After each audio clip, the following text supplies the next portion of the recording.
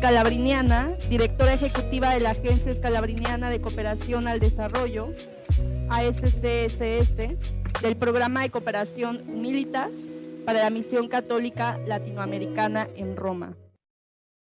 Gestora de proyectos para el Servicio Civil Universal en Italia y en el extranjero. Gestora de proyectos senior especializada en proyectos de cooperación y desarrollo. Paso la palabra a Gaia Mormina para que presente a nuestros siguientes ponentes. Muchísimas gracias. Os pido de tomar asiento, por favor, que vamos a empezar la última mesa redonda de esta conferencia de 3 días. Y hemos hablado mucho del fenómeno migratorio, hemos hablado juntos de los problemas, de la fuerza también de las personas que emigran. Ahora vamos a enfrentarnos un poco a las hostilidades, ¿no?, que van a pasar contra las organizaciones civiles, ¿no?, que ayudan a los migrantes. Os ruego un poco de paciencia porque por lo mejor no voy a hablar muy bien el español y paso a introducir las ponientes de esta mesa. La primera es Amarela Varela Huerta, trabaja como profesora en la Universidad Autónoma de la Ciudad de México. Desde hace más de 20 años estudia las prácticas de muerte contra los migrantes y refugiados por parte de los estados, los organismos supranacionales y los actores del mercado y la sociedad. También hace 2 décadas que escribe muchas formas de memorias de las luchas migrantes, prácticas de vida que las personas migrantes refugiadas, asiladas y deportadas imaginan para sostener una vida que se pueda vivir con dignidad. Tiene un doctorado en Sociología por la Universidad Autónoma de Barcelona y es periodista de carrera por la UNAM y vive en Ciudad del México. Bienvenida.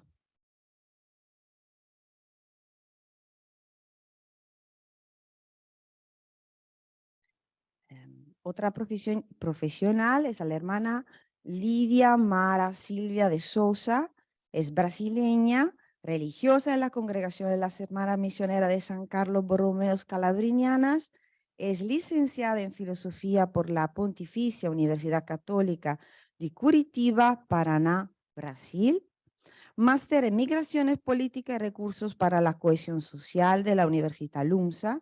Hizo estudios en la Facultad de Ciencias Sociales en Roma, Italia, especialización en Teología Espiritual en el Pontificio Instituto Teresianum de Roma, Italia.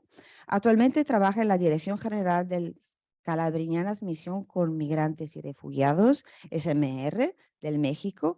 Es colaboradora en el Diplomado en Pastoral Migratoria en México y Centroamérica y es delegada congregacional para la Red Clamor, Red Latinoamericana y el Caribe de Migración, Desplazamiento, Refugio y Trata de Personas. A ver, podemos empezar la presentación. Te voy a dejar la palabra.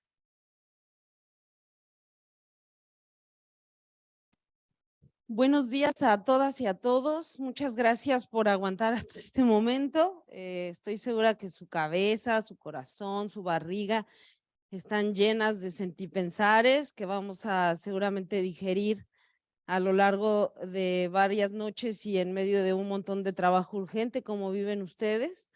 Y por eso pues les agradezco muchísimo primero la invitación. Quiero agradecerle a las hermanas que han organizado, a los compañeros que han estado involucrados, a las compañeras que nos han cuidado dándonos de comer y a todas ustedes, que había mucha gente que yo pues sigo, que leo, que vigilo en el mejor sentido de la palabra su práctica cotidiana y que pues pude hoy verlos más allá del Zoom. Yo aquí le voy moviendo, ¿no? ¿Puedo mover? Sí. Bien, hoy voy a hacer una presentación. Ahí está. Hoy voy a hablar de prácticas de vida y prácticas de muerte en defensa de las personas migrantes y refugiadas en el México contemporáneo. Más que basarme en analizar a las y los compañeros migrantes, sus prácticas, sus deseos, voy a poner el ojo en su gremio, que quiero decirles que me parecen, pues eso, quiero honrar con esta, lo que preparé es una carta de amor para ustedes, porque las compañeras transfeministas dicen que el odio y las incomprensiones se combaten con pedagogía de la ternura, y eso es lo que yo voy a intentar hacer desde esta presentación, que no es sino otra cosa que se basa en honrar su trabajo, el trabajo que hacen ustedes en la vida cotidiana, el ejercicio de aguante emocional, de aguante vital, de la dignidad que le ponen a la hospitalidad radical que practican. Y como es una carta de amor, también va a tener una que otra pregunta incómoda, porque cuando se ama se cometen sincericidios. Esa es la base de la ternura, ¿no? La transparencia. Y por eso, pues hay una serie, yo no tengo, al no ser defensora ya, no tengo más que preguntas, más que afirmaciones, ¿no? Tengo las preguntas que les voy a hacer, me parece, son la forma en la que algunas academias, porque como bien dijo Conrado, hay de todo en la viña del Señor, ¿no? Entonces, nosotras también en la academia estamos atravesadas por una serie de, pues lo que yo llamo neoliberalismo académico, que ha minado la capacidad de ejercer una praxis, ¿no? De como la que nos enseñó Paulo Freire o los padres de la teología de la liberación, o incluso Falsborda, que ayer nombraban, ¿no? De la investigación acción participante. Hay un neoliberalismo que nos pone a competir, como ustedes comprenderán, ¿no? No solo por recursos, sino también por prestigio, ¿no? Que es más peligroso, porque así como ustedes me han enseñado que hay muchas formas de ejercer la fe y hay muchas formas de habitar la espiritualidad, en la academia también hay muchas formas de construir conocimiento y hay mucha gente que cree que dice la verdad, ¿no? O asume o se cree que dice la verdad y que su verdad es única. Esta es la manera como el mundo que yo habito, que es un mundo en el que hacemos activismo epistemológico. Yo trabajo en una universidad popular que no tiene estímulos, que está fuera de tiempo, es una universidad distópica porque no hay académicos para esa ética que se plantea en este tiempo en el liberalismo académico. Pero estas preguntas que les voy a plantear es la manera en cómo mi sentido común ve el trabajo de ustedes y tiene algunas preguntas sobre lo que se interpreta desde, yo vengo de donde vienen los ángeles azules y esta carta de amor es desde Iztapalapa con amor, ¿sí? La estructura de la presentación, primero voy a hablar de mi lugar de enunciación, que ya un poco adelanté, después voy a hablar, como vamos a convertir las intervenciones en un texto y siempre tenemos un montón de trabajo, pues yo voy a adelantar un poco, voy a usar mi imaginación teórica y mi imaginación política para adelantar un poco el contexto de lo que después se va a volver un texto. Después voy a hablar del humanitarismo en la industria de las migraciones, que me parece que Domenech, mi compañero, ya también avanzó en la bien interesante conferencia que dio para aperturar. Después voy a hablar de este modelo de análisis que he venido construyendo desde que fui parte de la Asamblea Sin Papeles en Barcelona, después al regresar y acompañar las caravanas de madres centroamericanas, y hoy pues haciendo de todo un poco con algunas de ustedes también, ¿no? Me he atravesado, afortunadamente hemos coincidido en el camino, esta idea de prácticas de muerte y prácticas de vida, mirar la necropolítica, pero también las resistencias. Después voy a preguntarles sobre el proceso de McDonaldización del asilo que nos tiene a todas y todos, a ustedes definitivamente muy ahogadas de trabajo y a nosotras muy preocupadas, ¿no? Y a usted también, estoy segura. Después voy a hablar de los feminismos migrantes y de la pregunta motor que se nos encargó a la hermana y a mí en este panel, sobre el qué hacer, ¿no? que es una pregunta que los que son teólogos de la liberación sabrán, o se formaron con teólogos, sabrán que ya mutó, ¿no? Pero bueno, del qué al cómo, así va a terminar la carta de amor. Yo, compañeras y compañeros, soy marxista, zapatista, pensamiento guadalupano, pero no estoy bautizada, no tengo una formación teológica, nunca he leído la Biblia, ¿no? Y por lo tanto escuchar la mística que sostiene su quehacer cotidiano me nutre muchísimo, aunque definitivamente está en otro registro, ¿no? Entonces, pues les agradezco que ustedes ahora escuchen el mío, y voy a empezar también diciendo que cuando me invitaron, yo dije, pues, ¿qué les voy a decir yo a los albergues sobre qué hacer si los albergues es lo que nosotros de los albergues miramos, ¿no? De los defensores y las defensoras, nosotras aprendemos el qué hacer, ¿no? Entonces, primero quiero partir compartiéndoles que esto que están sintiendo algunas y algunos que yo sé que están hasta la madre de la academia, porque hay una academia neoliberal que va a los albergues a hacer extractivismo académico, que fagocita, ¿no?, las experiencias de vida, que las utiliza para figurar en el exitómetro del SNI, que están hartas del voyerismo académico, que pocas veces se traduce en una praxis que abrace las luchas de ustedes y las luchas de los migrantes. Y en ese sentido, pues yo creo que lo que sienten algunas y algunos que han tenido muchos descalabros con la academia es lo que yo creo que sienten a veces los migrantes, es lo que yo sentía cuando vivía con mis caderas y mis chinos en la España blanca, cuando hablaban expertos de la migración, ¿no? Y por eso yo quiero empezar diciéndoles que yo no tengo respuestas a qué hacer, porque aquí las personas que están en campo son ustedes, ¿no? Que están a pie de vía, que superan el cansancio vicario de una noche a otra porque hay que intervenir al día siguiente para buscar a esos niños que se desaparecieron de Cafemín y que aparezcan, ¿no? Entonces, pues la verdad, creo que desde la academia, y eso sí creo que es importante decirlo, lo único que, desde la academia lo que hacemos es formar a las compañeras y compañeros que después se vuelven los staffs precarizados de los albergues para que aprendan a preguntar, para que siempre partan de la crítica, ¿no? Para que aprendan a estructurar sus lenguajes, sus prácticas, y eso es lo que yo llamo un activismo epistemológico. Pensamos la realidad para transformarla y las transformaciones las volvemos a pensar para que otras y otros se permeen con esas perspectivas críticas. Y eso lo que quiere es cambiar las narrativas, porque les voy a decir que estos días que las he escuchado, me parece que hay ciertas heridas patriarcales en nuestra imaginación, ¿no?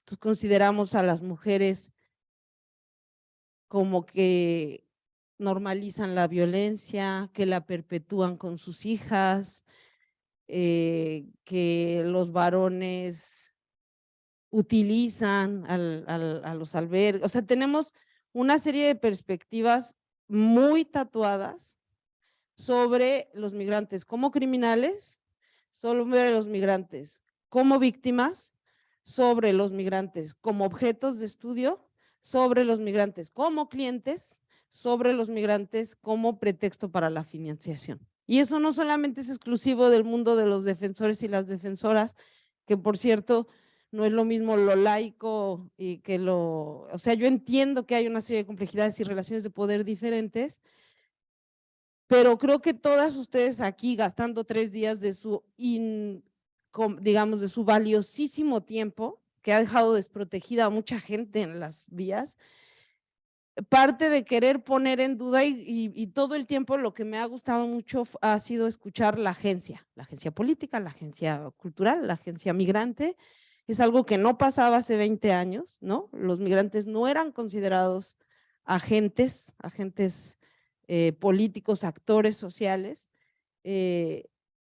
pero sí desde la academia, pues yo creo que lo que podemos hacer junto con ustedes es ayudar a reconocer esas heridas patriarcales en nuestras maneras de nombrar e imaginar el mundo de las migraciones para cambiar las narrativas, para desmiserabilizar, descriminalizar, desobjetivar a las y los migrantes, ¿no? Y a nosotros mismos y a nosotras mismas también, porque también quisiera invitarlas a que yo lo que veo desde afuera del mundo de los albergues es que hay un profundo reconocimiento de las heridas que atraviesan a las poblaciones migrantes y no están poniendo del todo atención porque en el mundo de la migración me dicen siempre no hay tiempo para detenerse en su propia salud mental, en su autocuidado, en las garantías laborales para intervenir en estos territorios marcados por la muerte.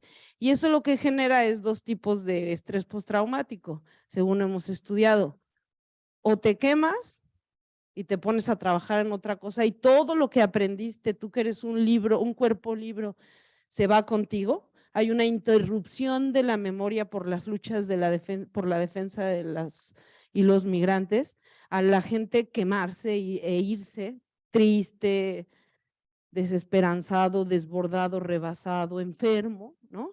O te curtes y hablas de cuerpos mutilados, hablas de niños extraviados, hablas de mujeres violadas, no de una manera inhumana, tampoco normalizada porque lo estás nombrando, pero que al nombrarlo parece ser que tienes muchas capas, que lo has escuchado muchas veces, ¿no?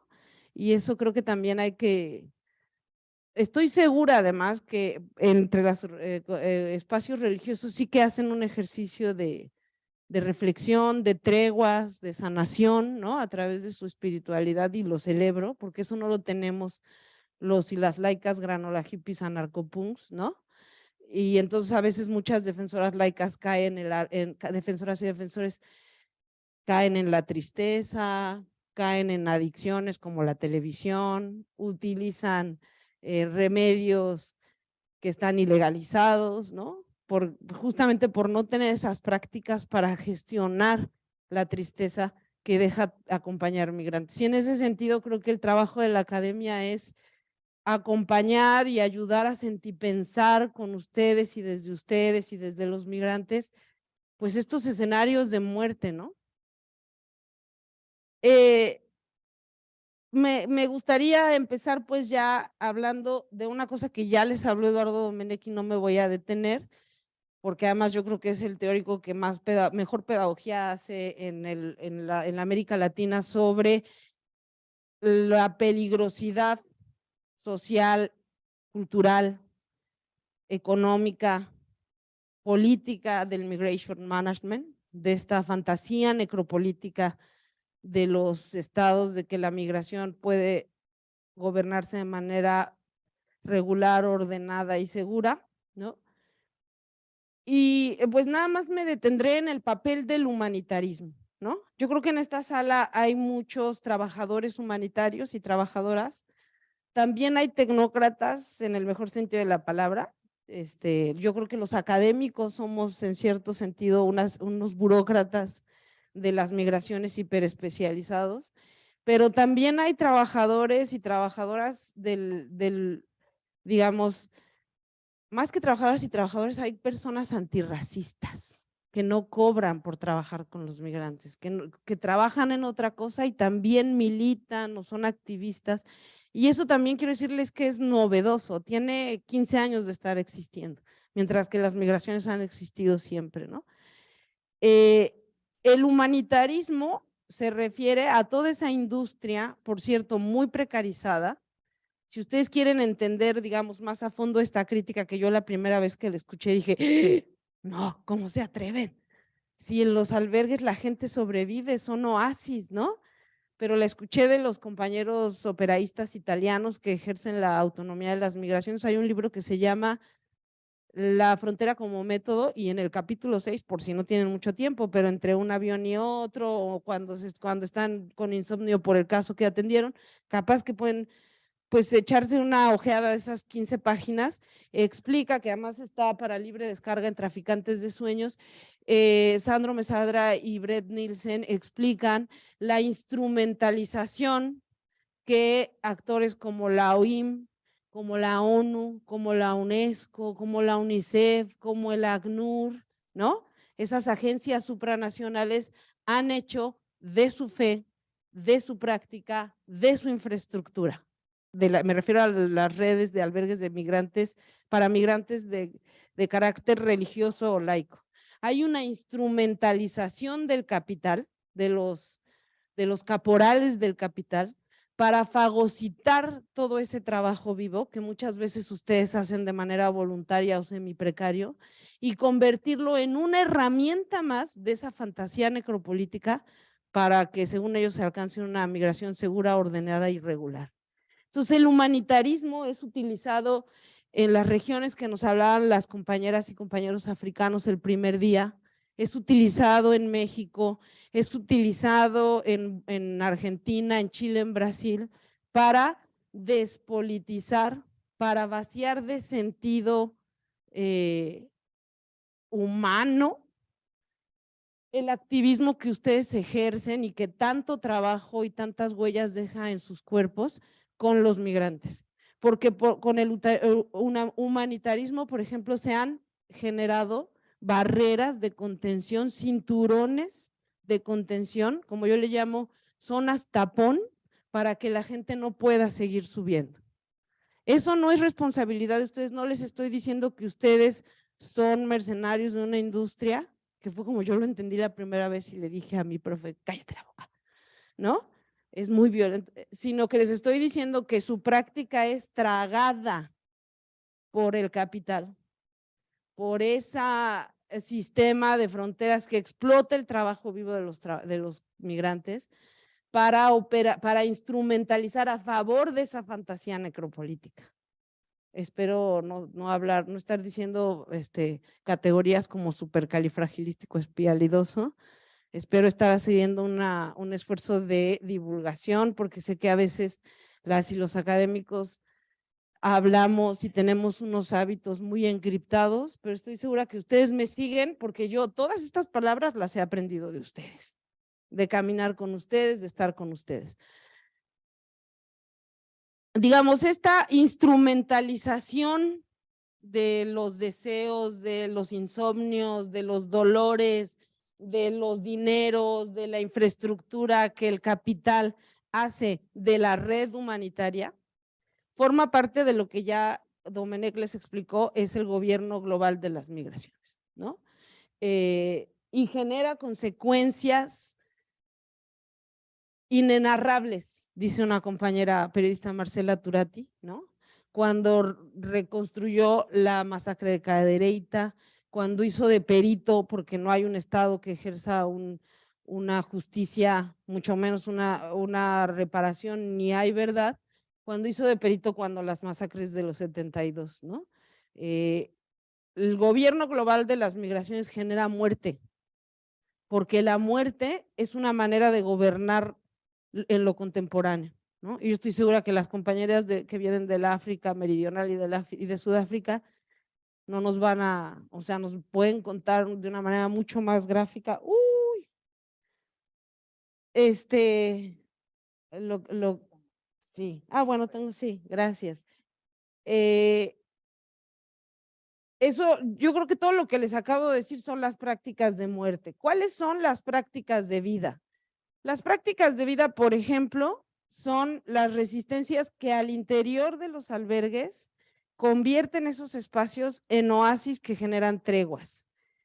Eso no es solo responsabilidad de ustedes, trabajadores y trabajadoras del mundo del humanitarismo, también es para no decir, porque yo sé que algunas compañeras antirracistas también ya se hartaron de la noción de agencia, eso es una capacidad, una conducta que politiza al humanitarismo y lo politiza desde la propia manera de nombrar el mundo de los y las migrantes, ¿no?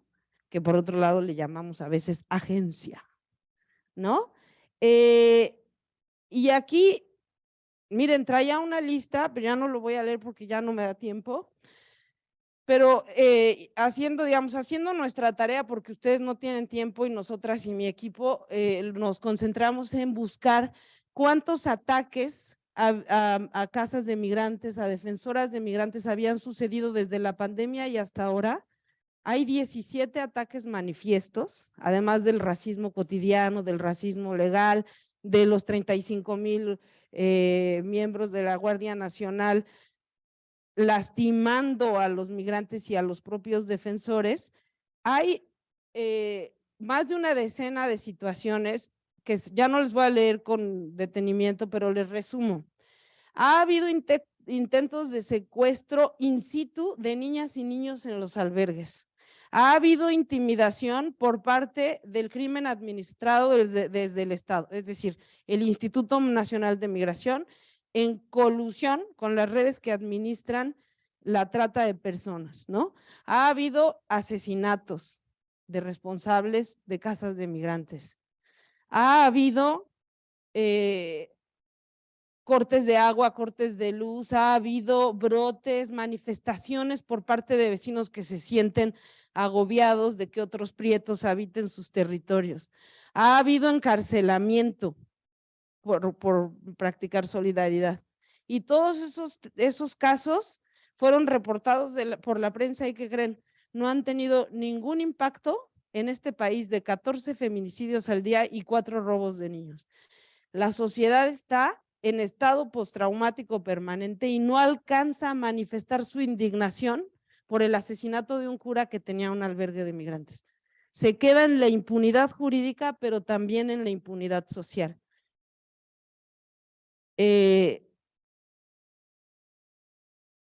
Pero también durante este tiempo yo creo que ha habido un aprendizaje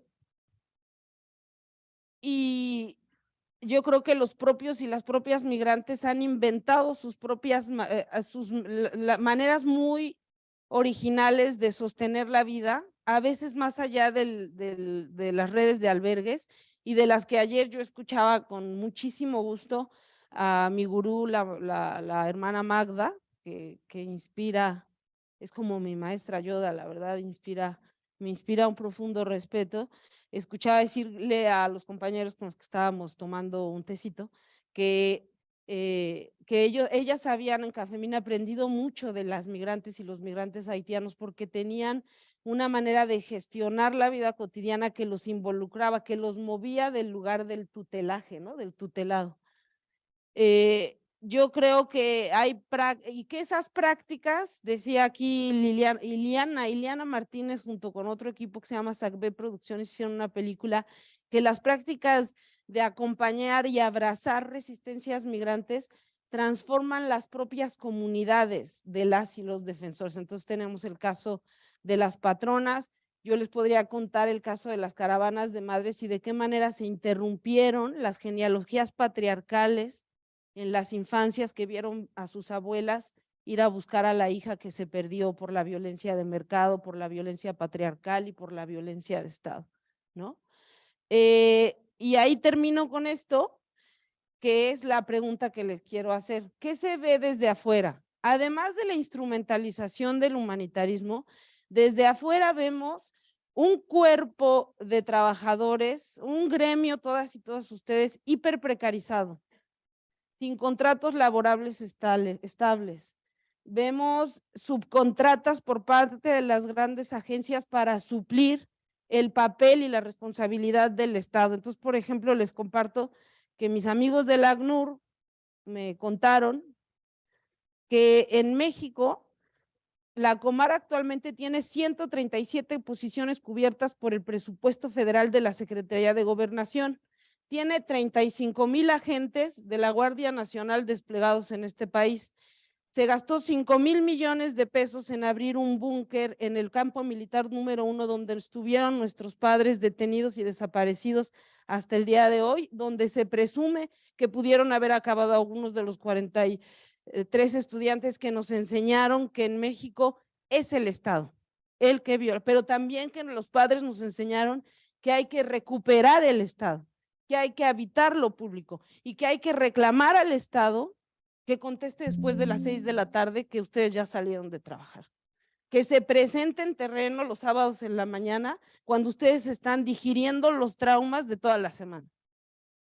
Y no generar, digamos, porque yo escucho que todos estamos desbordados, pero estamos desbordados porque estamos haciendo el trabajo del Estado, que le toca al Estado por ley, ¿no? Entonces, bueno, ¿y qué creen? Mientras solamente ha pagado en esto que nos contaban en la mañana, que ha subido, que somos el tercer país con más cantidad de demandas de asilo y refugio, ya voy a acabar, hay 209 posiciones con financiamiento del ACNUR, es decir, hay el doble de agentes con capacidad de firma en la Comar pagados con externalización, con outsourcing, compañeras. Y con eso termino. Yo creo, bueno, me gustaría, iba yo a preguntarles, que también están muy preocupados, porque desde afuera hemos visto que muchos albergues que eran de migrantes se han convertido en campos de refugiados, lo cual trae, ya no me da tiempo de desplegarlo, pero me gustaría terminar con esta pregunta del qué. Hay un colectivo de anarcopunks que se llaman Colectivo Tiquín, que son unos chicos franceses que dicen hay que cambiar la pregunta leninista del qué y preguntarnos el qué, derrotar al patriarcado, derrotar al colonialismo, derrotar al sistema global de las migraciones, derrotar a las agencias que instrumentalizan nuestra ritualidad, nuestra energía, nuestro trabajo, nuestro tiempo, nuestras vidas al servicio de los migrantes para detenerlos. Derrotar a todo eso. El problema es cómo en este tiempo de de virtualidad que nos atomiza. Yo creo, por ejemplo, que sindicándose, compañeras, porque si están sindicadas y organizadas, si el ACNUR viene a triplicarles el salario, pero por 3 meses, les va a tener que dar mejores condiciones de trabajo.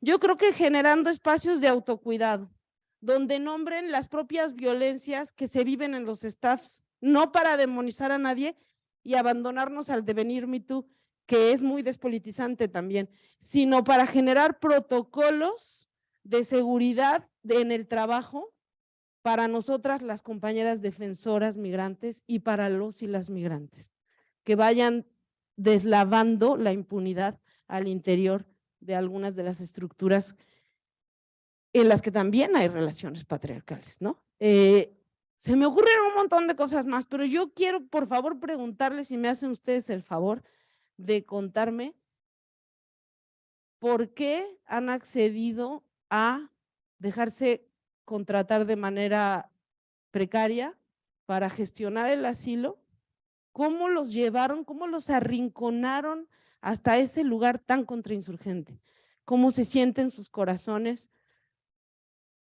Y bueno, tengo muchas más preguntas, pero ya se me acabó el tiempo. Gracias. Muchísimas gracias, Amarela.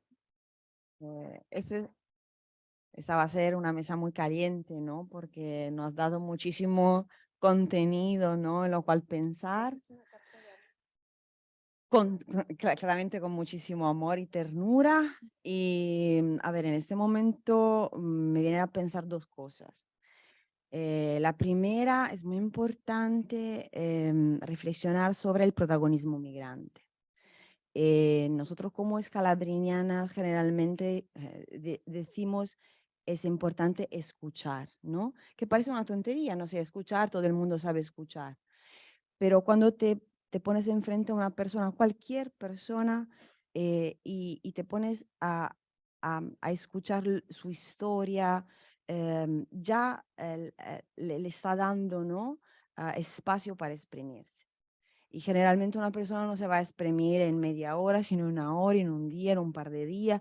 Y cuando la vas escuchando, tú vas a entender sí o no tu visión del mundo es correcta, ¿no? Y construye con ella también. Y eso es muy importante y lo vamos a reflexionar en todo el día, yo creo.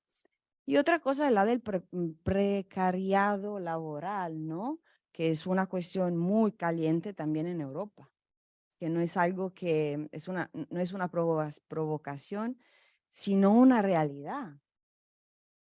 Y no lo voy a contestar yo, vamos a ver lo que van a decir ellos, me quiero escuchar. Y vamos a escuchar también lo que tiene que decirnos la hermana Lidia Mara.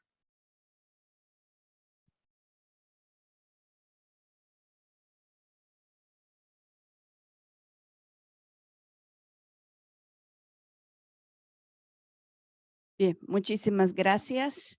Todavía demanda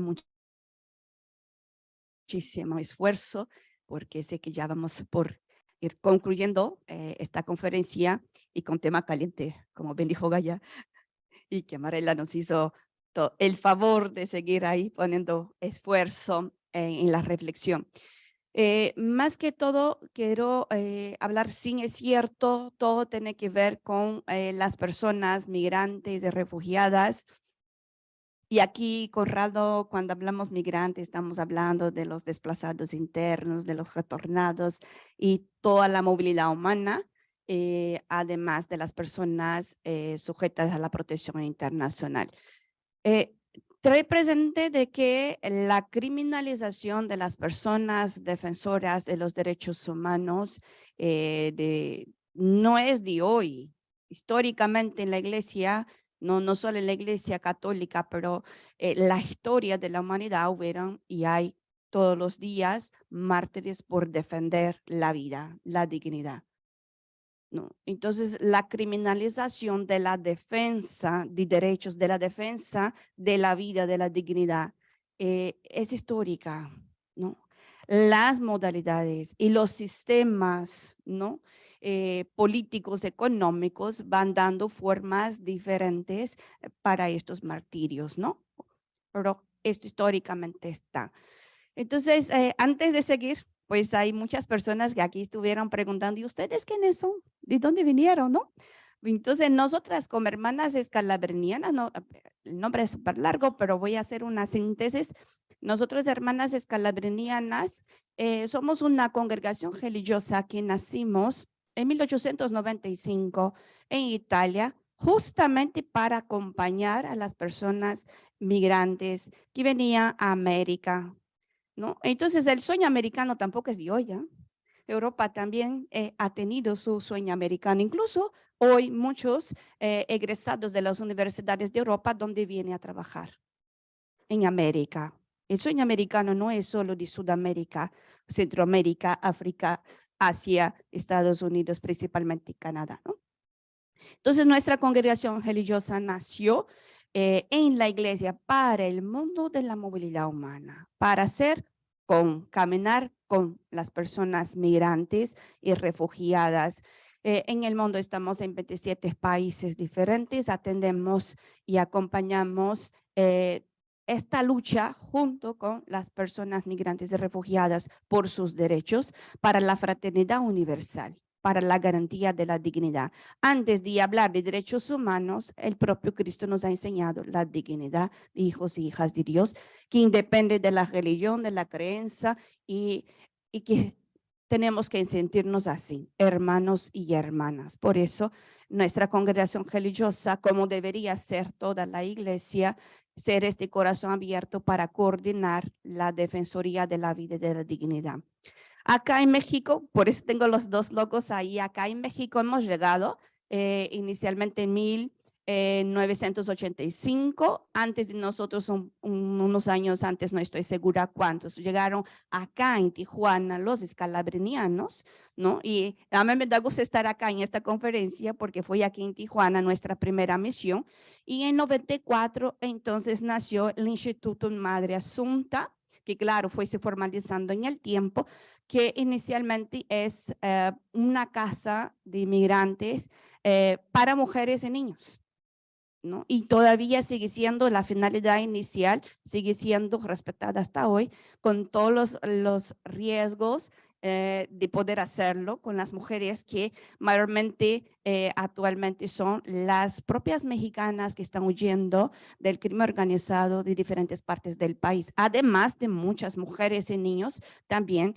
extranjeros que son acompañados en nuestra casa aquí en Tijuana. Y luego SMR, Escalabrinianas Misión con Migrantes y Refugiados, es nuestra organización que nació en 2013 a raíz de toda una experiencia de más de 20 años de estar prestando nuestra labor en la Conferencia Episcopal para la Dimensión Episcopal de Pastoral y Movilidad Humana, hemos sentido como escalabrinianas que era necesaria una obra para poder dar seguimiento a varias situaciones que habíamos conocido dentro del acompañamiento a las casas, en los espacios de asistencia a migrantes y refugiados a nivel nacional en México. Y claro que ha sido una prioridad nuestra desde la experiencia de acompañar los espacios de asistencia de la Iglesia Católica por más de 20 años, el acompañamiento a las personas defensoras. Y aquí pido disculpas al CESEN de que hemos cambiado, en vez de decir la criminalización de la sociedad civil, vamos a utilizar de las personas defensoras, ¿no? Y ya les voy a decir para nosotros quién son las personas defensoras. Entonces, las 3 líneas de acciones principales que nosotros como SMR desarrollamos es este acompañamiento a las personas defensoras de los derechos humanos de migrantes y refugiados en los diferentes espacios. Las personas migrantes víctimas de delito en territorio nacional, y aquí mucho las personas víctimas de secuestro, de la trata de personas y otros tipos de violación de derechos humanos y abusos también por parte de diferentes autoridades estatales o gubernamentales, y las personas sujetas a la protección internacional por necesidad de acompañar de una forma más específica a estas poblaciones víctimas. En 2016, en Ciudad de México, hemos organizado Casa Mambré. Casa Mambré no es una casa de paso, de tránsito, y no es para todo tipo de población migrante, ¿no? Ven, ya decía las compañeras de Ciudad de México, ya sabemos el perfil de cada casa. Entonces, nuestra casa es una casa de protección para que estas personas puedan sentirse seguras, protegidas, acompañadas en su proceso de búsqueda de verdad y justicia sobre sus casos de violencia sufridas, ¿no? Entonces, y claro, por la necesidad, ya nos decía hermana Magda, de que muchos menores no acompañados detenidos en un principio no sabían dónde enviarlos para que no estuvieran detenidos en las estaciones migratorias. Entonces también nuestra casa fue abierta para los menores migrantes no acompañados y sigue siendo todavía una casa para acompañar a estos menores. A ver, sí. Entonces, ahí está. Como dije, ¿no? Hemos cambiado un poquito el tema de criminalización de la sociedad civil para personas defensoras de los derechos humanos, de personas migrantes y refugiadas. Parece repetitivo decir personas, pero es muy importante el lenguaje, ¿no? Son personas, y aquí ya fue dicho que me acuerdo, personas migrantes, personas refugiadas, personas de inmovilidad. Para nosotros como SMR, ¿quién son las personas defensoras de derechos humanos de migrantes y refugiados? Toda y cualquier persona que está prestando su servicio en cualquier espacio que dé cualquier tipo de asistencia. Los que están en la vía del tren dando la comida, los que en la calle, en las comunidades, en las parroquias, les dan la comida, les dan la ropa, les orientan, los protege, los esconde, porque así pasa en muchos lugares, ¿no? Muchas personas que son heridas en la ruta migratoria, sea por tren, algún accidente, alguna caída que han tenido, incidente.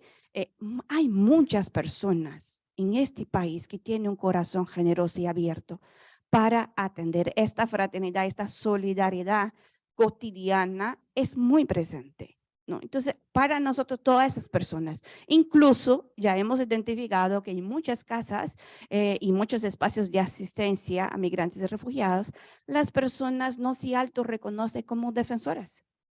No tienen idea. Para ellas estoy haciendo por la caridad, por el amor, por el mandato de Cristo o por su humanidad, ¿no? O su humanismo, lo que sea.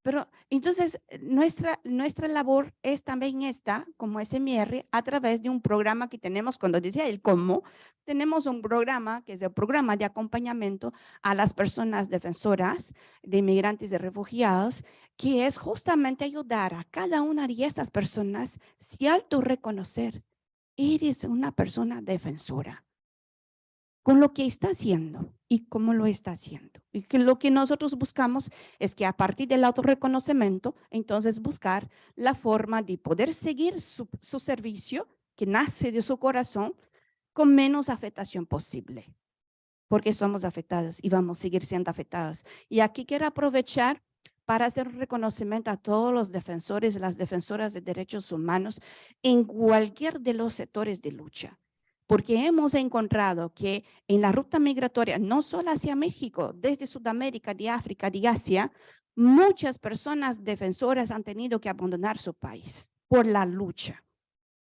Muchísimas.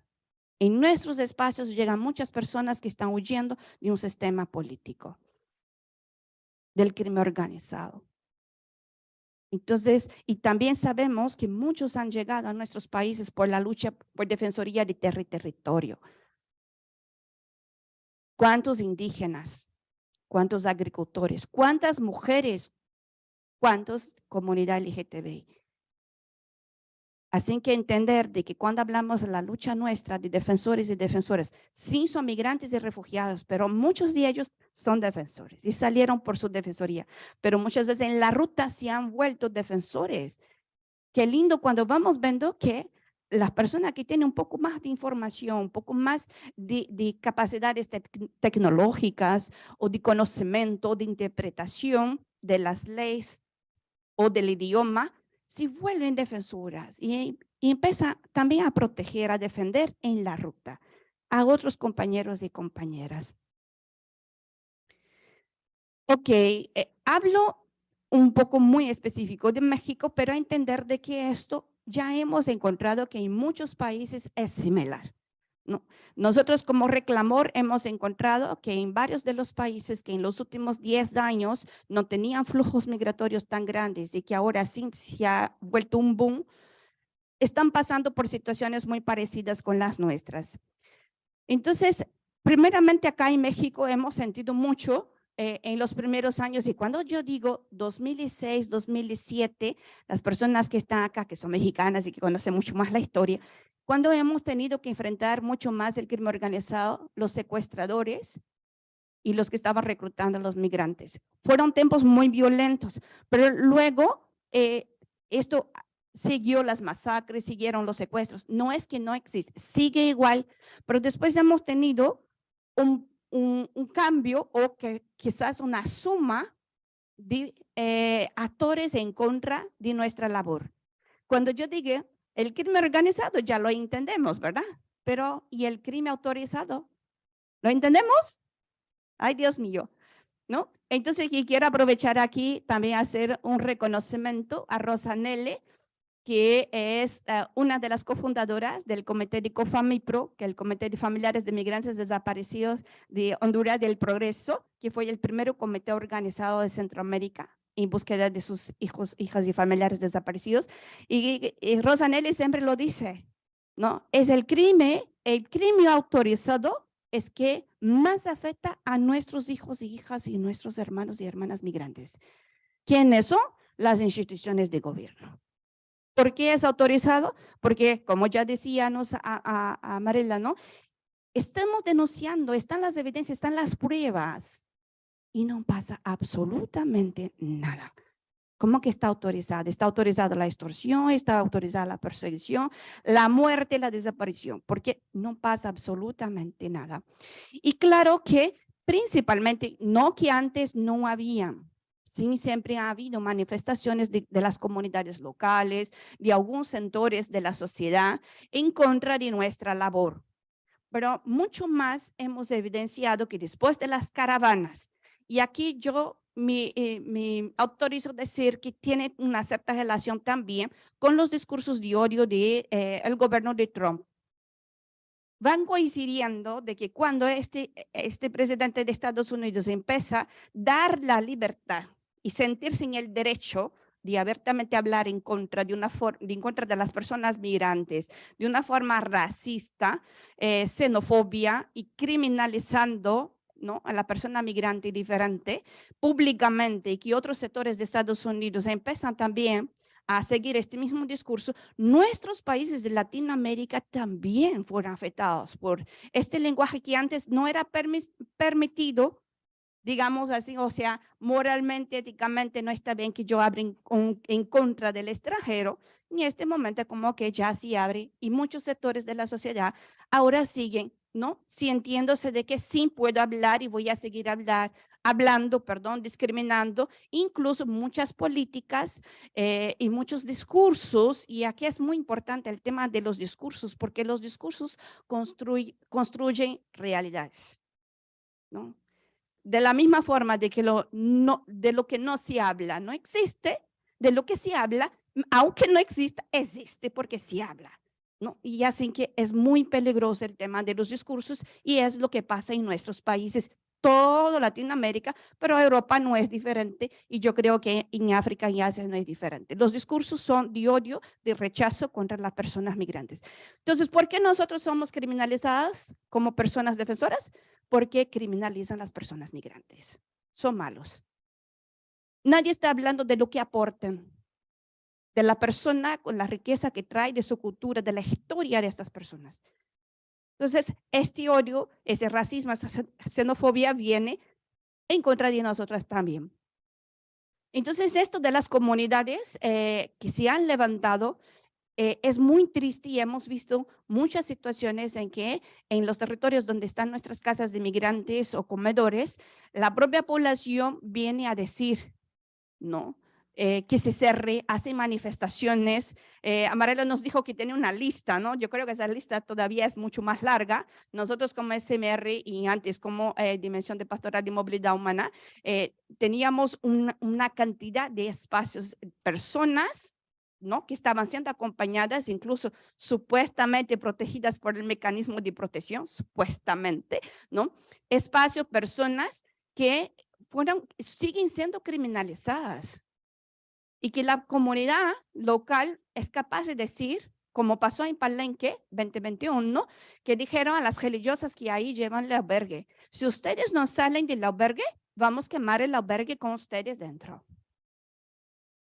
Es muy triste. Otros espacios que pasan disparando en contra del espacio, ¿no? Agreden físicamente a las personas migrantes, pero es un aviso para los directores, los coordinadores y quien está en el espacio de asistencia. Si ustedes no se detienen, no cerran ese espacio, a ustedes lo vamos a hacer, ¿no? Entonces, es muy triste ver de que cómo esto ya se ha ampliado, porque la empresa privada también no nos quiere. Muchos no nos quieren. El crimen organizado no nos quiere, porque nosotros somos, ¿no? Estos que estamos luchando por la dignidad, por la vida, por derechos, independientemente de papeles, como dicen los centroamericanos, ¿no? No tengo papeles. Entonces, es muy importante entender de que nuestro rol como personas defensoras, sí tenemos que informar, pero también, ya lo decía Amarela, cuidarnos. Porque si nosotras ya no podemos hacerlo, ¿por qué nos quemamos? Porque de verdad es agotador el tener que todo tiempo lidiar con estos múltiples actores que van en contra de nuestra labor, nuestro servicio, y a la vez lidiar todos los días con la impotencia, con dolor humano, ¿no? Con tanta frustración. Entonces, el autocuidado, sí, cuando se decía el cómo, ¿no? El autocuidado es muy importante, pero nosotros que acompañamos en 2022 hemos acompañado a más de 20 espacios, a las personas defensoras de más de 20 espacios, a todas las personas con quien hemos encontrado, desde los sacerdotes, directores y coordinadores, a todo el personal. Y aquí, Amarela, le quiero decir de que la mayoría de las personas que están en los espacios no son contratadas, no pagan, no tienen sueldo, son voluntarias. Entonces, yo entiendo su pregunta y es muy válida, a quién está contratada y trabaja, ¿no? Por un sueldo también, porque yo digo, nadie puede estar prestando su servicio en un espacio nuestro que no sea por amor, porque los sueldos son bajos, las condiciones del trabajo no son buenas, no es porque no queremos que no sean buenas, es que la propia realidad de las personas que acompañamos jamás va a ser fácil trabajar con este tema. Son personas, son vidas, ¿no? Entonces, realmente yo digo que todas las personas que estamos en los espacios de asistencia, sea cual sea, somos personas que estamos por amor. Hermana Albertina, lo siento, no sé si está por ahí. Voy a repetir algo que nos dijo, porque nosotros hemos organizado un espacio de mujeres defensoras de los migrantes y refugiados, ¿no? De las personas migrantes y refugiadas. Un espacio de mujeres porque también sentimos que además de lo que es propio, general para todas las mujeres defensoras, en nuestros espacios muchas veces las tomas de decisiones están en la mano de hombres que muchas veces no están en el operativo. Entonces las afectaciones a nosotras operadoras, digamos, que estamos todos los días, es mucho más. Y cuando se le ofrece ayuda, y lo siento que voy a decir, pero nos ha pasado, como nosotros ofrecemos nuestro programa para acompañarlas, hay directores, coordinadores que dicen, no, es que está pero exagerando, no es tanto así, no hay riesgo, pero porque no es la persona que está ahí todos los días, lidiando con el Instituto Nacional de Migración que quiere invadir la casa, la Guardia Nacional que viene y a la fuerza quiere entrar a las 12, a las 2 de la madrugada, que nos ha pasado en Mambré, policía de investigación, las fotos que nos toman nosotros, los videos, o sea que nos tiene totalmente, ¿no?, identificadas, porque somos las que estamos en el operativo. Entonces es muy importante y vuelvo a lo que dijo una vez hermana Albertina en un encuentro de las defensoras. Ella dijo así, yo si no fuera escalabriniana, por ningún dinero en el mundo estaría en una casa de inmigrante. Gracias.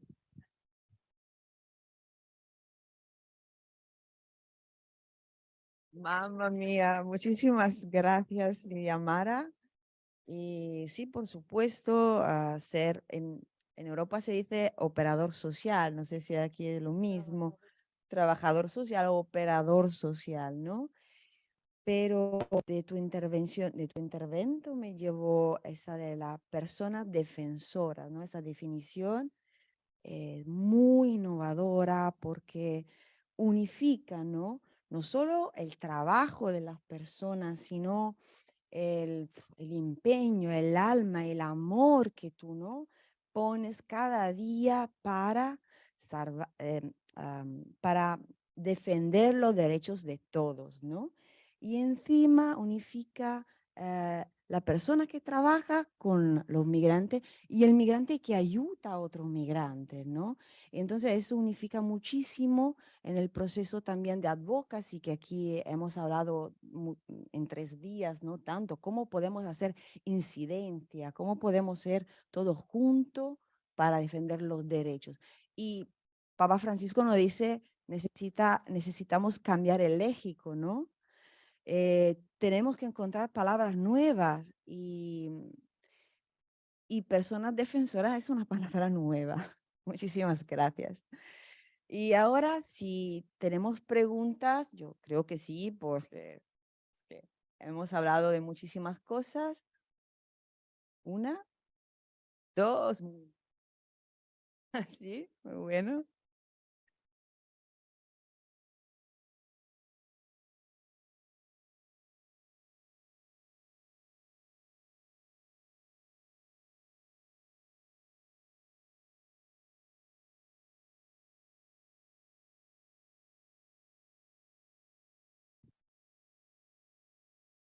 Justo con la culminación de la ponencia de la hermana Mara, de las palabras de la hermana Albertina también, ¿verdad? Yo creo que ya ahí quedó contestada tu pregunta, Marela, y es que es una realidad. Por ejemplo, les voy a contar una cuestión. Dentro del albergue, las hermanas no tienen un salario, ¿no? Y esa es una realidad que vivimos día a día. El instituto tiene que buscar actores que contribuyan al pago de salarios dentro de Instituto Madre Asunta, ¿no? Eso genera un reto. Y yo creo que ha habido muchos colaboradores que han trabajado justo lo que mencionabas con organizaciones como la OIM, ACNUR, ¿no? Pero justo es esto, la precariedad del salario, porque te ofrezco un salario de 17,000 pesos mensuales, menos impuestos que te quedan como 15, ¿no? Y justo es temporal, ¿no? Y muchos se van, ¿no? Porque se ha visto y en algún momento algunos algunos directores de casas del migrante han comentado, es que ACNUR, es que OIM, es que X se lleva a nuestros colaboradores, nosotros los formamos porque realmente la formación que traigamos como profesionales es así, a todo la experiencia que adquieres estando dentro de los albergues, ¿no? En mi formación como trabajadora social, yo soñaba pues con un montón de cosas y en la realidad, cuando yo me enfrenté a empezar a trabajar con población migrante, que yo siempre lo digo, no fue porque yo haya querido, sino fue por imposición, ¿no?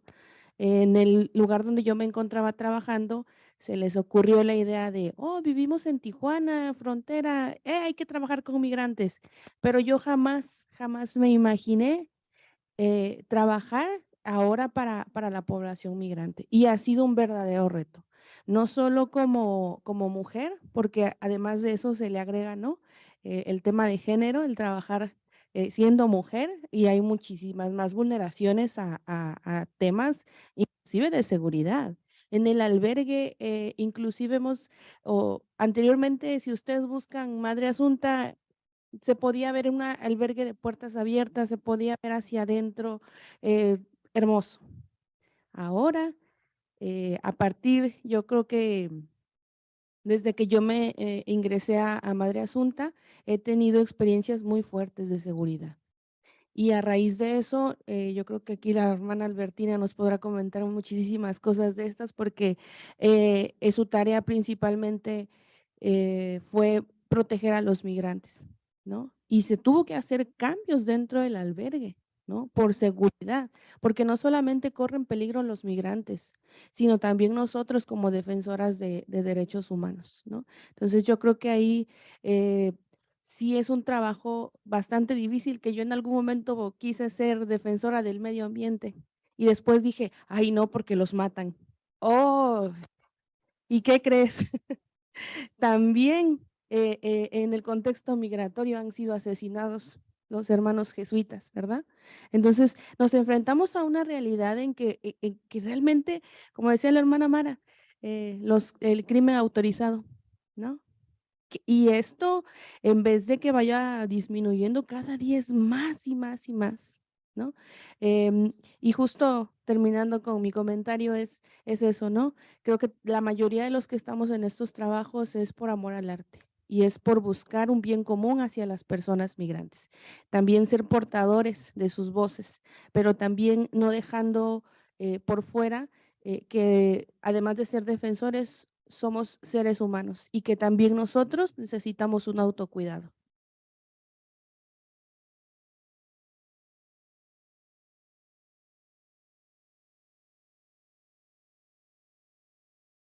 Gracias. Me resuena mucho todo lo que está diciendo y también la compañera. Uno de los albergues donde yo empecé a hacer voluntariado, porque tengo una sala de lectura para niñas, niños y familias migrantes. La idea es leer con ellos cuentos que narren su camino, trabajar el sentido de pertenencia e identidad. Y uno de los lugares donde me abrió la puerta fue Madre Asunta. Y sí, era además de puertas abiertas, ahora está súper cerrado la seguridad y pues hay que cuidarse. Y entonces jugamos a leer, que es este proyecto que salió de mi bolsa. Sí, mi marido me daba 100 pesos para el gasto, 50 era para jugamos a leer y lo otro era para el gasto, ¿no? Entonces así fue creciendo este proyecto de no más porque me dio la gana un día y dije, hay que regresarle algo a Tijuana de lo que a mí me ha dado, de lo bueno que me ha dado Tijuana. Entonces, esa es la manera de regresarlo. Pero entonces, después de 12 años de trabajar con este proyecto, pues te empiezan a ver directores, secretarios que están en puestos, ¿no? Y entonces te dicen, oiga maestra, venga a leer, ¿no? Ah, claro que sí, una invitación. Ni siquiera te preguntan, ¿necesita algo, transporte, un vaso de agua? No. Ellos tienes que ir porque tienes que servirle, no quiero decir la palabra, pero servidora, ¿no? Y entonces, luego te dicen, luego te mandan, en mi caso, un calendario de todo el mes para ir a todos los lugares. Ándale, o sea, les haces la chamba. Y entonces le pregunto, óigame, ¿y qué apoyo hay por ir yo todos los días? 3 veces a la semana. No, pues es que es un proyecto voluntario. Los migrantes necesitan. Sí, le digo, pero tú estás de voluntario aquí. Y entonces, eso también, el sueldo, como dices tú, como dice la compañera, se me hizo mucho 17, no ganamos 17, ¿eh? Entonces, cuando te rentas a una institución o te rentas a una asociación o fundación que es a nivel mundial y que dices tú, órale, van a hacer la chamba, va a haber dineros para tener todo el material necesario, el cuidado a nosotras, porque estamos pues todo el día escuchando historias y como no quieres, pero te vas cargando, ¿no? También. Entonces, también el cuidado de nosotras. Y te das cuenta, y en el camino te das cuenta que no es lo que dicen y no es el dinero y no, son los números como dijeron. Es tener números, tener una estadística y seguir recibiendo dinero. Y la chamba, los que estamos en terreno, es la que lo hacemos. Y aparte, a alguien atrás de un escritorio se le ocurrió un proyecto y dijo, así va a ser. Pero no está aquí en Tijuana, en el caso que estamos en Tijuana. Está ya en que la no sé qué, en un escritorio muy lindo en la Ciudad de México. Y nunca en su vida ha pisado Tijuana, no ha cruzado la línea. Perdón, pero no tiene ni pasaporte el hombre.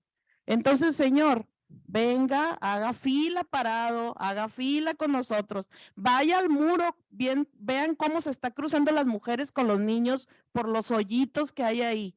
O sea, tú te puedes parar de este lado de Tijuana y estás viendo cómo una mujer va corriendo, cruzando con un bebé.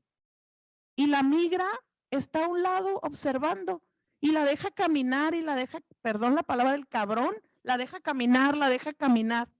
O sea, dices tú, me ha tocado estar ahí. Entonces, una impotencia ver eso. ¿Estás de acuerdo? Y Tijuana, pues tiene lágrimas de esas mujeres, esa tristeza y esa impotencia de los que hacemos trabajo voluntario. O hay veces que estamos rentadas y nos pagan, pero te das cuenta que no, por lo que te pagan, haces mucho más. ¿Por qué? Porque pues es amor al arte, porque quieres devolverle a Tijuana, porque X, lo que tú quieras. Y entonces, pues no podemos salvar el mundo, ni podemos salvar a Tijuana. Pero sí se queda uno, al menos yo me quedo con esa cosita de culpa de decir, ¿qué más puedo hacer por ellos? ¿Qué más puede ser por esas mujeres, por esos niños? Y el jefe viene y nomás a tomarse el selfie. Entonces, eso también, ayer lo dije en la mesa donde estábamos, ellos vienen a tomarse la selfie o vienen y van a inaugurar el evento y ya no los vuelves a ver a los vatos. Hasta por allá otro tiempo. Entonces te digo, eso es muy frustrante. Y sí, y hay que seguir, voy a seguir trabajando, pero también yo creo que hay que levantar la voz. Y gracias por esto, porque ustedes la están levantando por todas las que hacemos trabajo voluntario, que andamos ahí yo soy de Sonora, en Metiche dicen, que andas de Metiche ahí con los migrantes. Entonces ahí vamos a seguir. Gracias.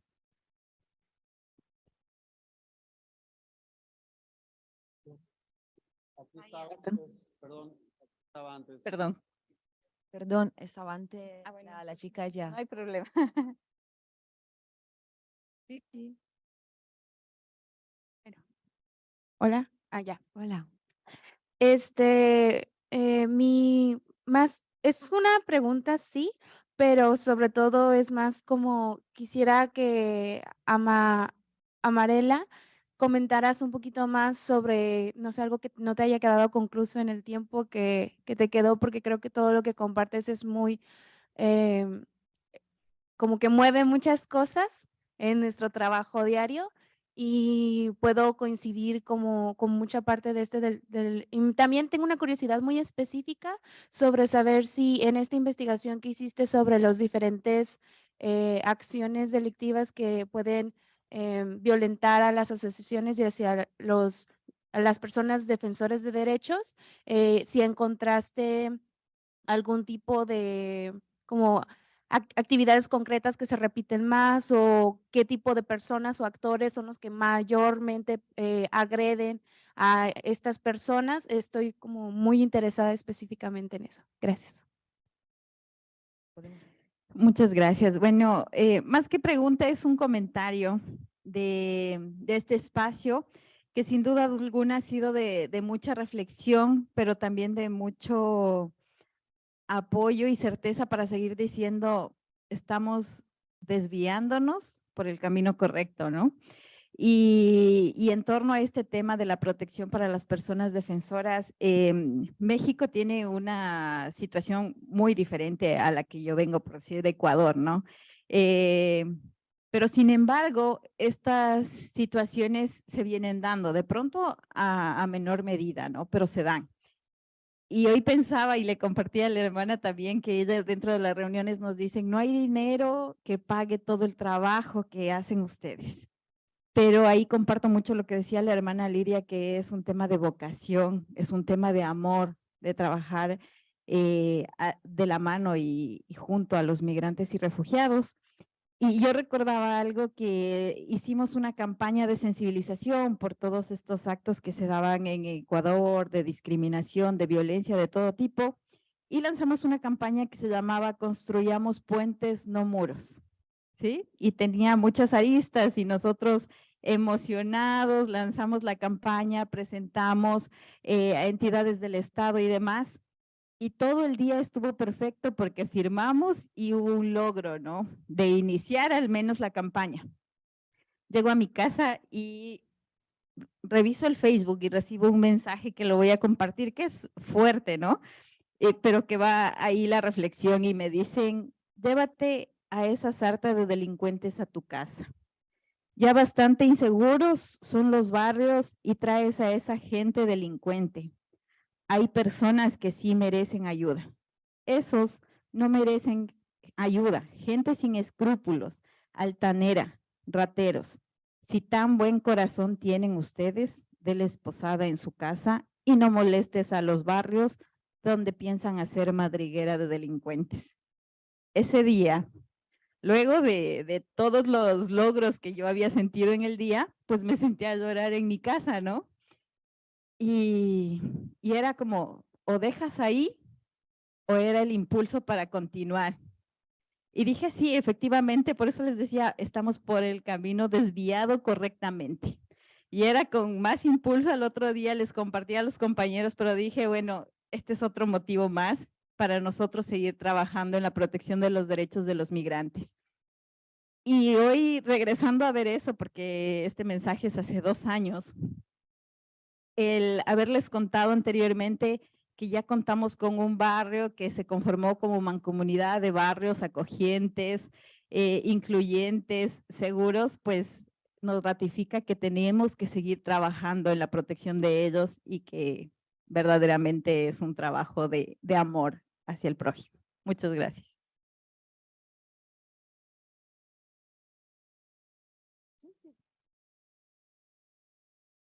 Gracias por la pregunta, muchísimas gracias por su palabra, por sus saberes, por sus experiencias, por su trabajo, ¿no?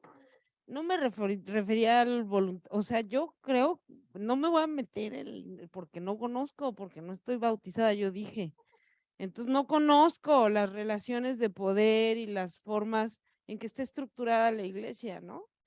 Me refería a los jóvenes que se acercan a la industria de la migración y que trabajan con un sueldo, ¿no? No me refería para nada a las formas en cómo ustedes intercambian, ¿no? Y hacen, es más, ni lo quiero decir porque no vaya yo a meter la pata, no me lo sé.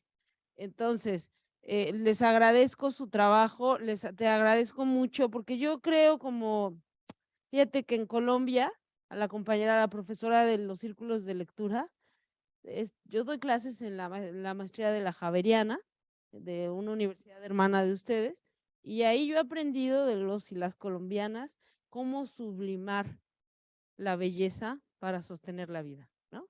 Y hay 2 tipos de estrategias. Uno es los círculos de lectura para niños y niñas en situación de desplazamiento forzado interno, que es magia, es vida, ¿no? Es imaginación, es pura práctica de vida, ¿no? Y yo celebro tu trabajo, lo honro y ojalá sigas haciéndolo porque es lo de lo más peligroso que yo creo que hay, ¿no?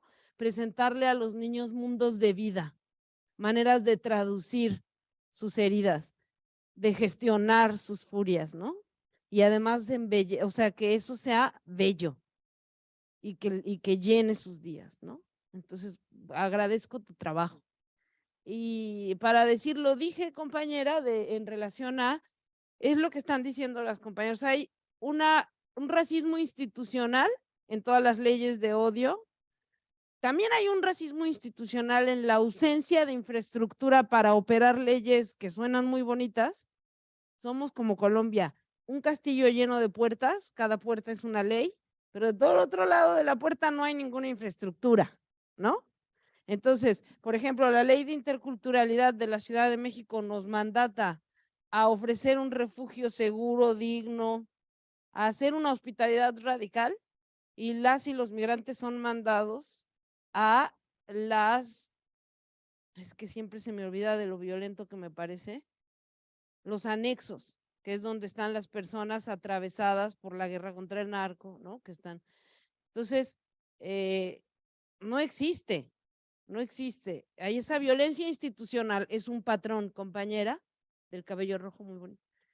La violencia institucional, racismo institucional. Ese racismo institucional se traduce en una tolerancia social a la violencia y en un racismo social, que son las expresiones que las compañeras comparten. Una xenofobia abierta, desafiante, lacerante, ¿no? Es el racismo social. Y además, o sea, es lo mismo, o sea, es que lo que yo intento traducirles es que para las boyeristas en la academia, ustedes ocupan el mismo lugar central que las compañeras migrantes, porque así como las compañeras migrantes se organizan para seguir subiendo sin coyote y desafiar así el régimen global de fronteras, dejando de pagar $60,000 por una familia de 3 niños y ella, así el trabajo que ustedes hacen es igual pura pulsión de vida, sostiene esas tramas de la vida, cuando les dan agua, cuando les dan comida, cuando les dan escucha, porque eso les devuelve la humanidad, ¿no? Y eso puede ser también, como los círculos de lectura, de lo más peligroso que hay, que después de que tu existencia ha sido basurizada y fracturada, haya un ser humano que te escuche y que valide tu verdad, ¿no? Entonces, es lo mismo con ustedes que con los migrantes. ¿Quiénes son los principales perpetradoras, compañeras? ¿Quién comete 3 de cada 5 delitos y violaciones a los derechos humanos contra los migrantes? Las autoridades. Es el Estado. Por eso te digo, es el Estado de ellos, de esa casta política que desde la posrevolución nos tiene atrapados. Pero el Estado es nuestro, compañeras, y lo podemos recuperar, ¿no? Yo también, por el feminismo he aprendido que hay apuestas muy viriles, ¿no? Como mis camaradas autonomistas que piensan con acabar desde las multitudes con el capitalismo. Yo creo que hay que intentar una micropolítica, una microfísica del poder desde la ternura radical, a leer libros a un niño que sabe demasiado para tener 6 años, ¿no? Yo creo que es en las prácticas cotidianas de un feminismo, si quieren, o una mística religiosa, lo que tú abraces y te haga sentido, pero es en el día a día, en lo cotidiano, en lo minúsculo, donde vamos agrietando, ¿no? Esas prácticas de muerte. Entonces espero y bueno, como otras cosas que me quedaron un montón, compañera, pero las voy a escribir por respeto al tiempo y porque ustedes son unos campeonas y campeones de estar aquí aguantando 3 días seguidos, además de todo el cansancio que traen en el cuerpo, ¿no? Solo quiero hacer un comentario sobre cómo nosotras, personas defensoras, hemos tenido, y no solo en México, porque he vivido 12 años en Centroamérica, y creo que no es diferente en Sudamérica también, donde están los espacios de asistencia. como en el tiempo, principalmente en los últimos 15 años, cuando se dice el cómo, ¿no? Enfrentar la criminalización, hemos tenido que aprender empíricamente las leyes, cómo protegernos, la seguridad. Cuando dice, Madre Asunta, 3 años atrás no tenía todo tapado, no era necesario preocuparse con la seguridad de las compañeras que están adentro, hoy sí es, y todos nuestros espacios, incluso personalmente, medidas de alto cuidado, de seguridad personal a cada una de nosotras, ¿no? Y cuando digo nosotros, estoy hablando personas para que no haya ningún problema con los hombres, ¿no? Entonces, ¿cómo también eso? Y todos los días tenemos que estar buscando cómo aprender a cuidarnos y a defendernos, a protegernos para poder proteger y cuidar a los demás. ¿Por qué me buscan a mí? Todo mi albergue está en riesgo, todas las personas que ahí están, todo mi personal, los voluntarios. Lo mismo pasa con las iglesias. Por un sacerdote que lo están buscando, porque es criminal, porque están protegiendo, porque está protegiendo, toda la parroquia está en riesgo. Entonces, de verdad los contextos son diferentes, pero yo creo que todo eso nos hace aprender mucho, porque de la misma forma que las personas migrantes en toda la ruta tienen que aprender dónde me voy a meter para protegerme, qué voy a comer para no enfermarme, dónde tengo que ir, con quién tengo que hablar, con quién no tengo que hablar. Nosotros vamos haciendo este camino. Caminar con las personas migrantes también ha sido esto para nosotros, ¿no? Para nosotras en todos los espacios. Pero la importancia es de que nos estamos alto reconociendo, como ya decía la compañera, somos humanos, somos personas, no somos de hierro, ¿no? Tal vez los santos no son santos porque eran de hierro, es porque eran humanos y han sufrido con todos los servicios y el amor que ha dado, ¿no? La caridad no existe, no existe el servicio de la caridad que no sea con sufrimiento, porque es dar de nosotros, del interior de nosotras, ¿no?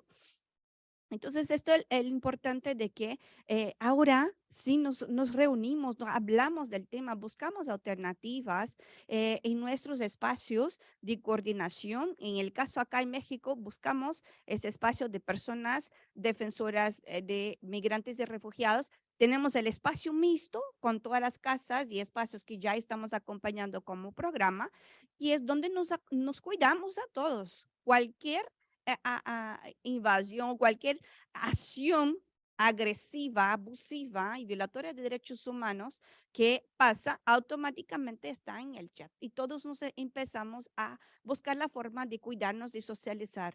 Igual pasa con las mujeres defensoras también. Pero creo que esta es una práctica muy importante que todos los espacios de defensoría tienen que hacer. Yo sé que en otros sectores ya lo hacen, mucho más las feministas, los grupos, ¿no? Las organizaciones feministas ya tienen eso mucho más años, ¿no? Pero nosotros tenemos que hacerlo. Y alguien decía ayer, es que, no creo que fue hoy, si no me equivoco, fue Natasha que dijo, es que eso tiene que ser transnacional, sí tiene que ser transnacional. Porque la criminalización o el crimen o la violencia contra las personas migrantes y refugiadas es transnacional. Ya no existe nada que sea soberano. Es que esto es una mentira, ¿no? Yo digo, ¿cuándo fuimos realmente países soberanos, democráticos e independientes? O sea, y hoy mucho menos. Entonces, de la misma forma que nuestras leyes, las tomas de decisiones en nuestro país, de las políticas económicas y de gobernanza, son ya determinadas por intereses principalmente económicos, pues también el cuidado debe ser así transnacional, ¿no? Cuando hablamos de la globalización, de la fraternidad, de la solidaridad, pero la globalización del cuidado entre todas y todas. Nos suena, ¿no? Cuando escuchamos en cualquier parte del mundo que una persona defensora ha sufrido injusticia o ha sido desaparecida o está muerta, no suena porque hace parte de mí. Es mi defensoría también. Aquí hay otra pregunta o comentario. ¿Qué pregunta o comentario es un testimonio? Y son los culpables, ustedes, el panel antes, la mesa antes y la mesa de ahora. Podría decir que soy hermana Lisette Scalabriniana Y cuando el doctor, el sacerdote jesuita, puso todas las, como era, pictures, las fotos con nombres de los migrantes, esto me vino ¿sabe el mar aquí en el muro cuando el mar entra? Así estuve yo y estoy yo en esta mañana, como las olas aquí y allá, y la gente que quiere entrar, y hablo porque yo trabajé 22, vengo ahora, soy creo de aquí la más reciente y me enteré que él llegó un poco después, pero la más reciente migrante en Tijuana. Como misionera, yo llegué ya con cama, carro, comida, ropa, todo. Y siento lo que siento. Imagino yo los y las migrantes y refugiados y todos los que están por Tijuana. Entonces me siento con allá y acá del dolor. La compañera dijo que Tijuana, para mí Tijuana solo sobrevive de las lágrimas de los migrantes. La lluvia que usted miraron estos días no son seguidas. Entonces Tijuana se mantiene con las lágrimas de los migrantes y con las mías también. Pero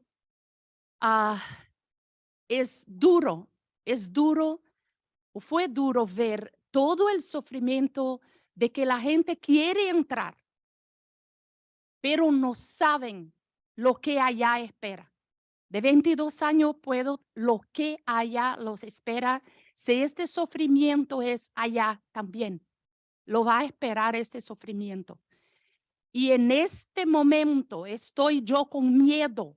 O sea, desde el día que yo llegué aquí, yo vivo con miedo. Miedo de salir a la calle, miedo de estar en el albergue, miedo porque en el albergue hoy tiene 24 cámaras, no para monitorear a las migrantes, sino para nuestra seguridad. Miedo, yo no era acostumbrada con esto. Y escuchando todo en el mundo de la migración, y en este momento me pregunto, pero ¿quiero yo de verdad ser promotora de las personas inmigrantes y refugiados? Continúo con miedo. Ojalá esta segunda conferencia me ayude a fortalecer, o no sé si tengo que buscar auxilio psicológico.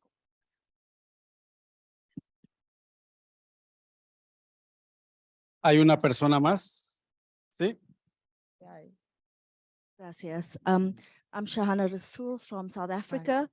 I would like to kind of really push the sort of thinking and debates a bit more in terms of thinking about the way in which different refugees, migrants, people on the move are treated based on race, nationality, religion, sexuality, and what has the kind of influence of the feminist, anti-racist, LGBTIQ plus movements been on the way in which we deal with different migrants and provide different kinds of resources for sexual and reproductive rights, sexuality, different kinds of religious freedoms. I don't think we've kind of really engaged with these issues and sort of some of these kind of complexities in dealing with these issues. We've just talked very generally. So I wonder if you could talk more to that. And I really appreciated your presentation, Amarela. Thanks.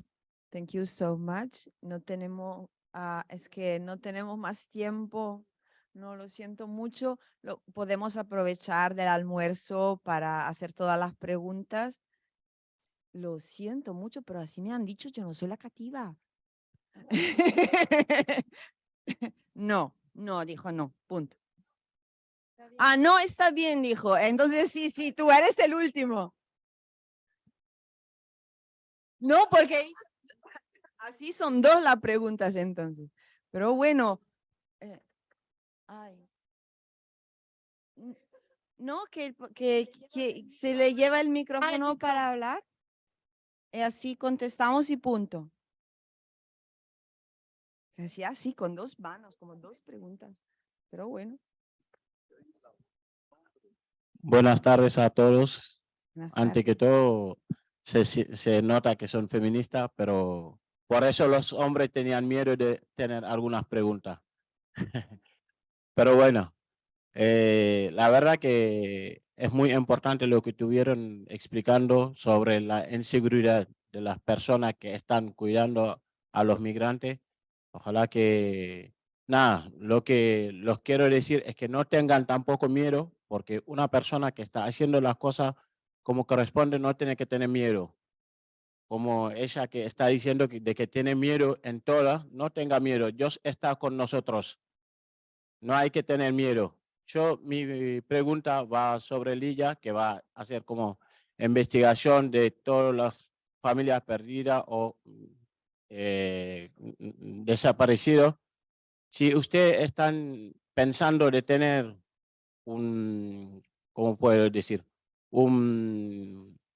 Una lectura de que las personas perdidas, de tener alguna conexión con las embajadas, los consulados que están en ese país, de cuando no encuentran las familias o cuando le encuentran, por ejemplo, muerto, cómo hacer para deportarle en su país, porque la verdad que a nosotros como senegaleses nos pasó en camino de que había personas que están muertos, que son senegales, antes de deportarle al país origen nos costó bastante, la verdad.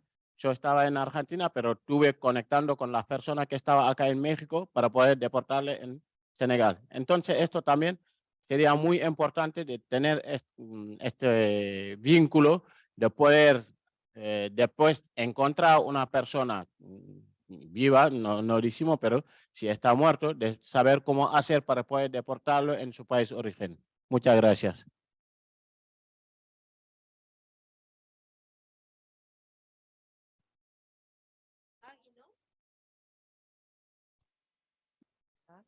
Pero bueno, lo hacemos después.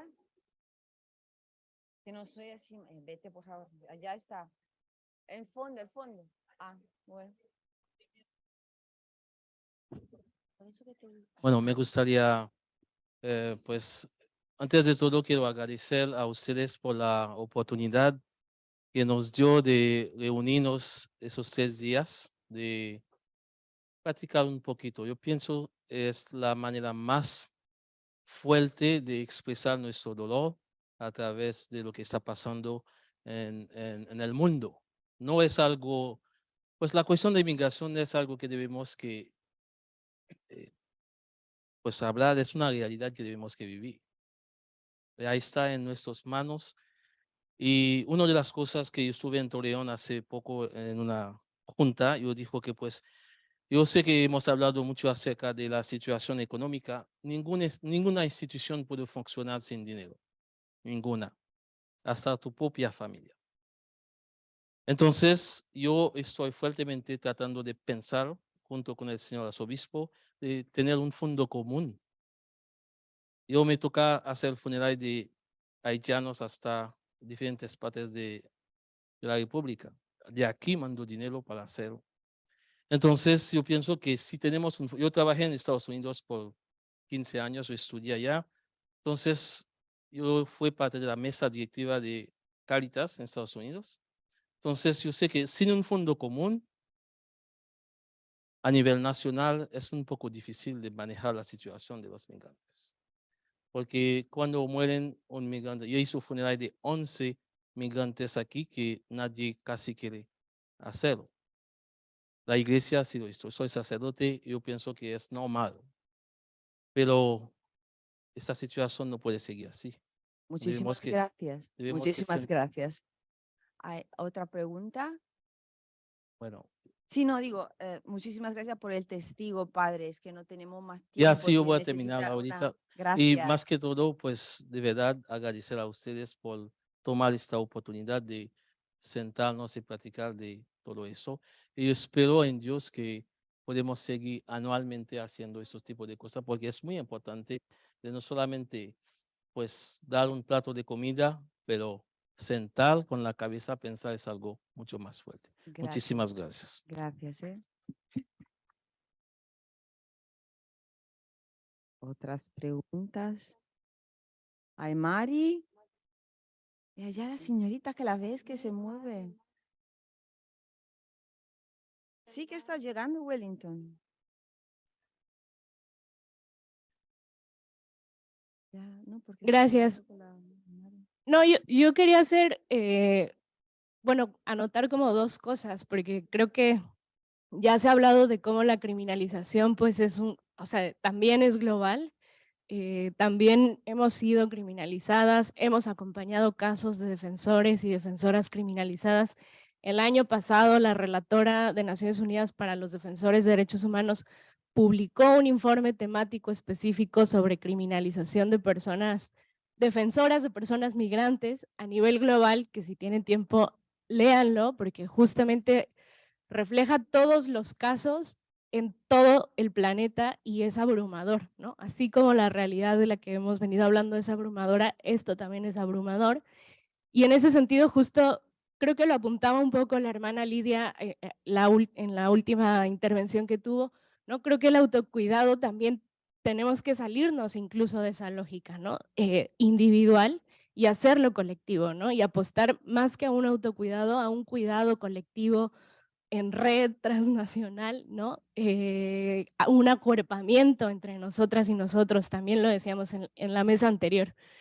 Y por ahí, o sea, pensando en todo lo que se ha dicho sobre por qué estamos acá, por qué hacemos las cosas, yo creo que nadie aquí hace las cosas que hace si no fuera por amor, por lo que hace y por las personas con las que trabaja, ¿no? Pero sí creo que también hay, justamente pensando en el cuidado colectivo y en cómo sostener esta defensa de derechos humanos en el tiempo y el espacio, pues sí también tenemos que pensar en las condiciones de quienes defendemos los derechos humanos y no, y es una situación distinta para quienes somos laicos, para quienes no lo son.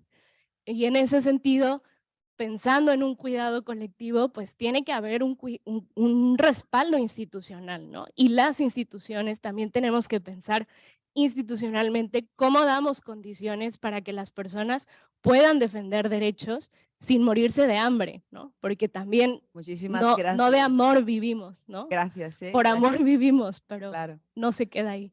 Eso, Gracias. gracias.